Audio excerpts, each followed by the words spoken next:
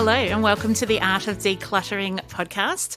I'm your host, Amy Revell. It's lovely to be in your ears. I'm a complete podcast nerd. I love listening to podcasts. I would say I listen to 4 or 5 podcasts a day.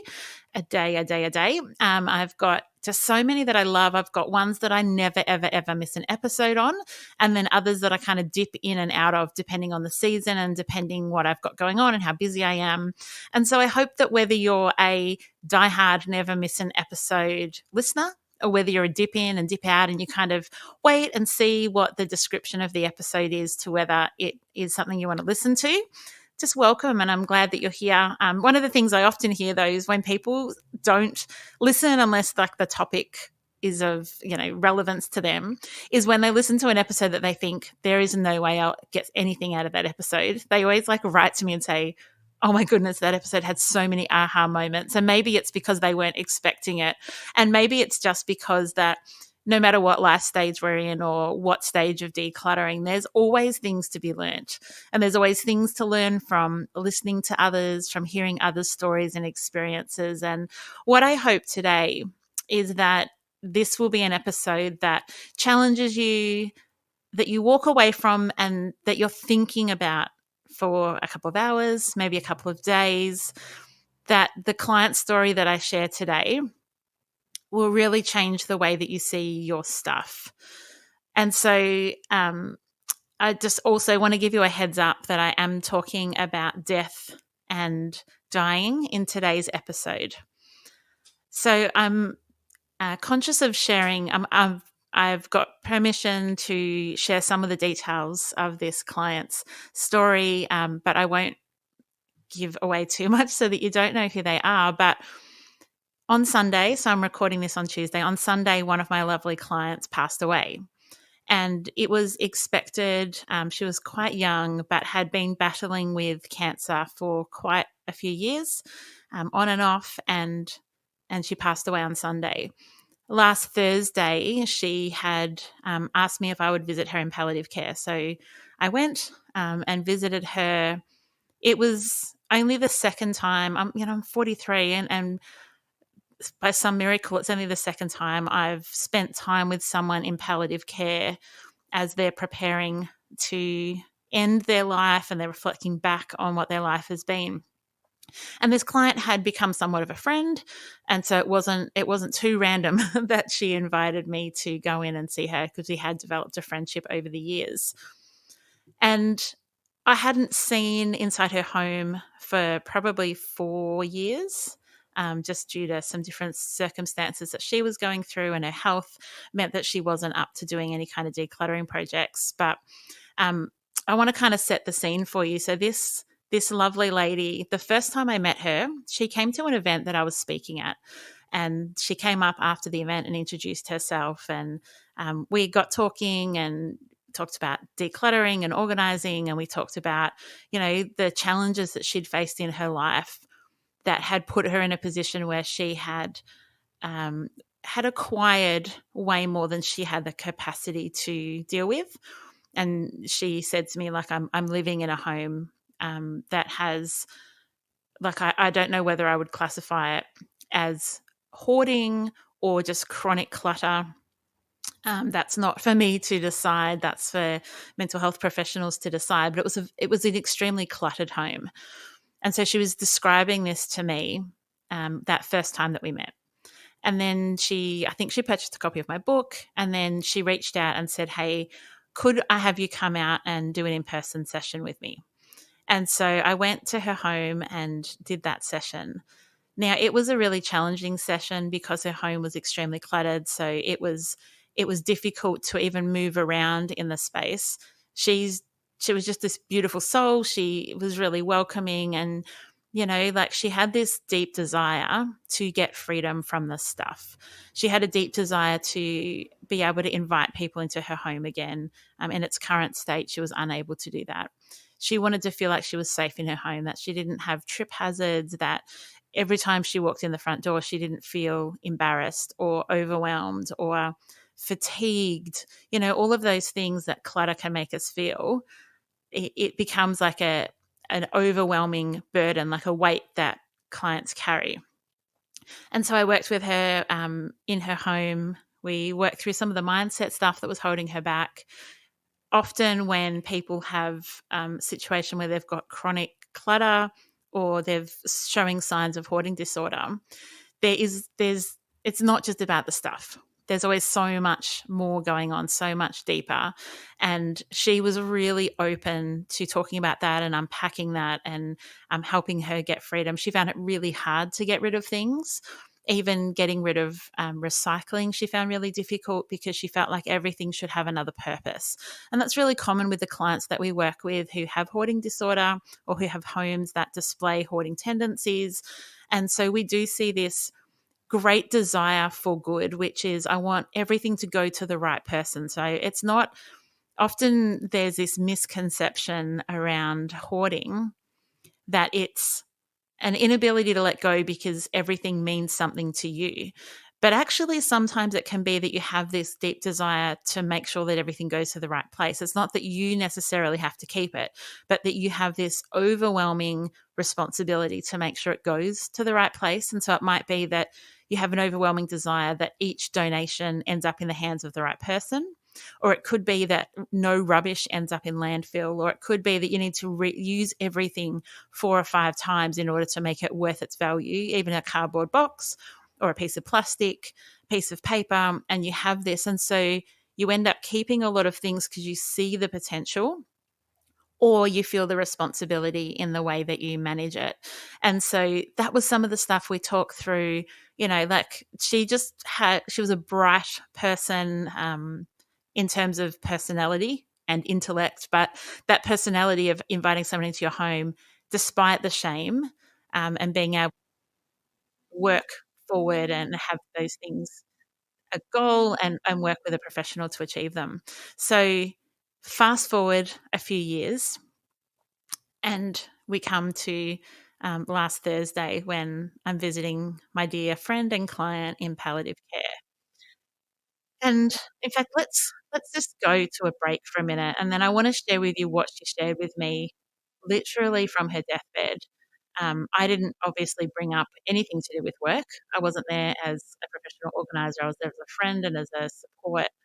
But I want to share with you what she shared with me, and I think it will impact you. So I'll be back in just a second.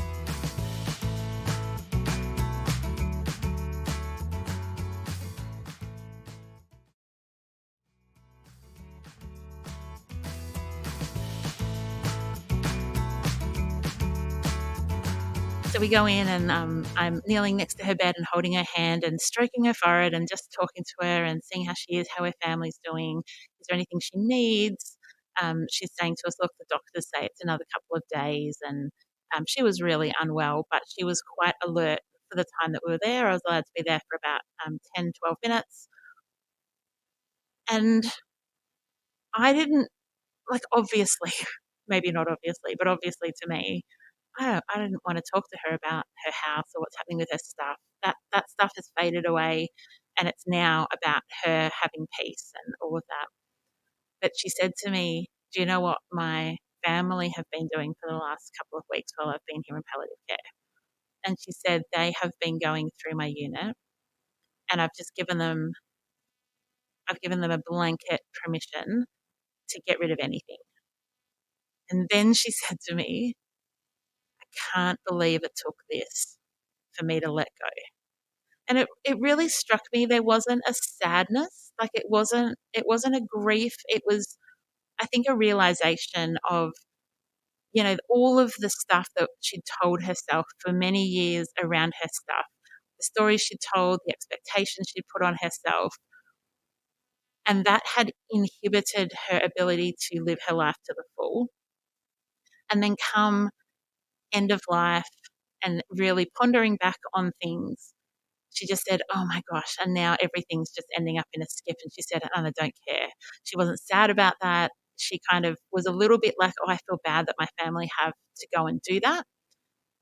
But in terms of her emotional attachment to her stuff, it had been completely removed. She was at total peace with that.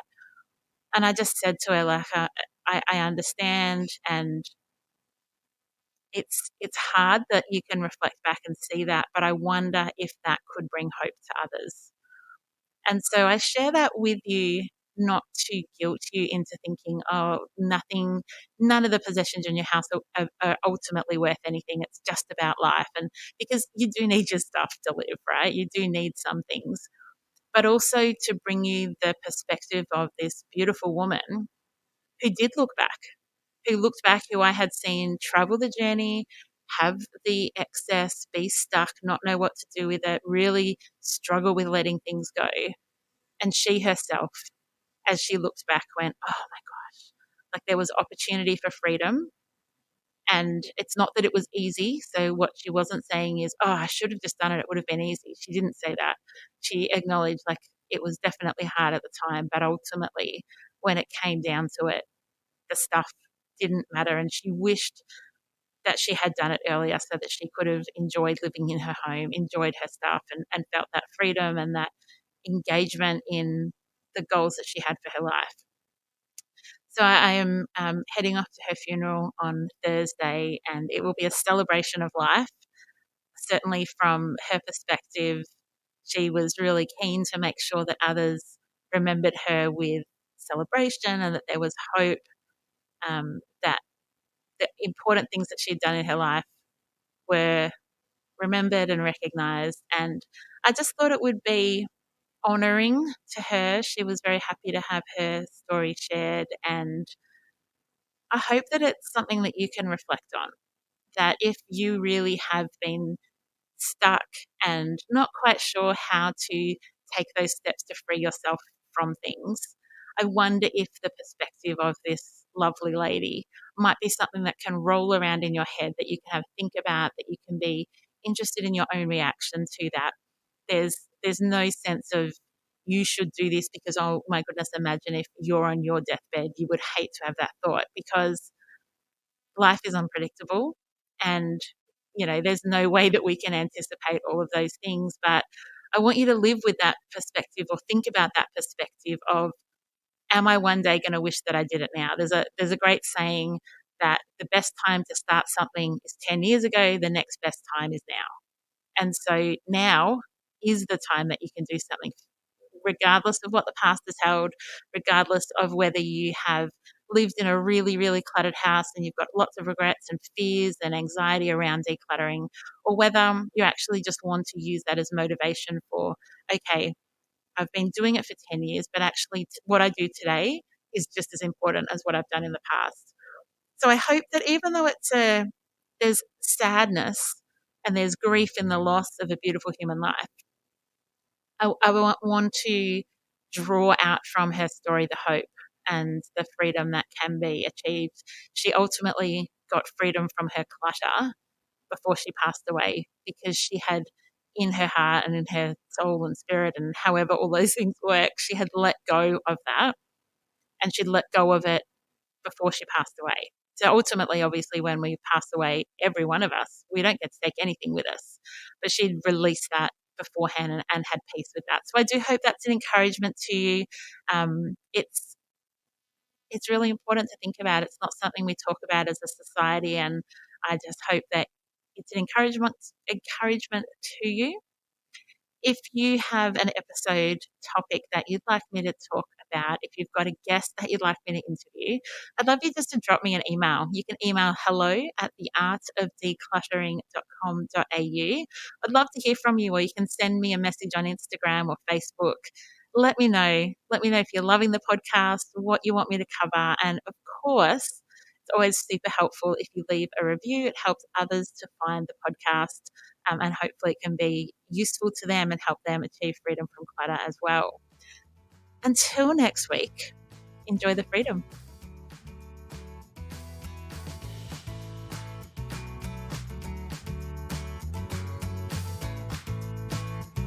I would like to acknowledge the Wurundjeri people, who are the traditional custodians of the land this podcast is recorded on.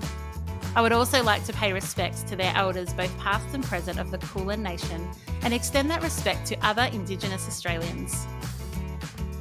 Thank you so much for joining me today. If you enjoyed today's episode, I would love you to rate and review the show on your podcast app. That will help others to find the Art of Decluttering podcast as well. If you'd like any more information, you can visit theartofdecluttering.com.au, and I would love to see you in my Facebook group. Just search the Art of Decluttering community on Facebook and join today. I hope that you have an incredible rest of your day and enjoy the freedom.